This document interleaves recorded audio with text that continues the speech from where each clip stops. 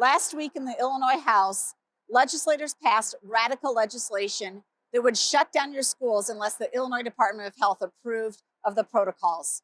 Literally, the bill, HB 2789, says that in order to provide in-person instruction, non-public schools and public schools must follow the requirements adopted by rule by the Department of Public Health. Did you get that? Your local school board has no say. Your superintendent has no say. Parents have no say. This legislation passed with 70 Democrat votes. They said that only the Illinois Department of Health, controlled by the majority party, is going to be able to open up your schools or not. This is unconscionable that they would do this. The school that we're at right now has been open since August, but other schools around the state have been closed. Individual school districts deserve the right to make this call, not the Illinois Department of Health. Follow us along as we discuss this in other segments. Well, now I'm at a different school in the same school district as the previous school that you saw a shot at. This school had an entirely different reopening plan. So I ask you, does it make sense that we have a one-size-fits-all plan for the entire state of Illinois from the Illinois Department of Health on how to handle health protocols and reopening? Doesn't make sense to me. I just showed you two public schools that decided differently how they were going to open based on their own school board's recommendations. Well, here we are at Naperville 203. They've closed down the entire time. They didn't open until March. And yet, did these people oppose the bill? Did Naperville 203 administration oppose the bill? Did their school board oppose the bill? Of course not. They're more than willing to hand over complete control over their school districts to the Illinois Department of Health with zero opposition. You would expect this, though, from this school board, because in August of last year, in a resolution, they handed all the control over to their superintendent. So who wants this bill? Well, the public sector unions are the ones who want the bill.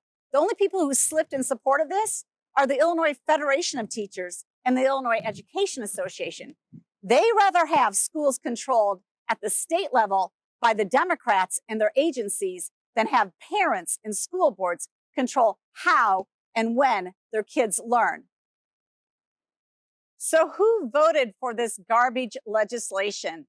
Well, one of the people who did is Janet Yang Rohr. She's a Naperville state representative, newly elected. She's joined by other suburban representatives like Deb Conroy and Tara Costa Howard and Stephanie Kifowit and Ann Stava Murray and Anna Muller out of the Elgin area. And of course, the chief sponsor was Michelle Mussman. But by the way, Yang Rohr, her office is completely closed. Nobody's here. But 70 Democrats voted for this garbage legislation that takes complete control out of your local school districts to determine whether or not your children will be taught and how they will be taught during a pandemic. It's outrageous. Let's be clear here. This legislation is not just for public schools. It's also for private schools. And that's exactly why the legislation was written. In the wake of the pandemic, when the Chicago public schools were completely shut down, when suburban schools weren't even open either, who was open? The private schools were open, and they were losing enrollment. The unions knew that. That's why they're fully in support of this legislation. They want to shut down private schools just like they were able to shut down public schools. It's nefarious, but you can help out here. You can stop this legislation. You can call your state senator. You can call your own school board. You can rally other parents against this bill. Call your state senator and tell them not to vote for HB 2789. Shut it down now. Otherwise, you'll never get control of your schools ever again.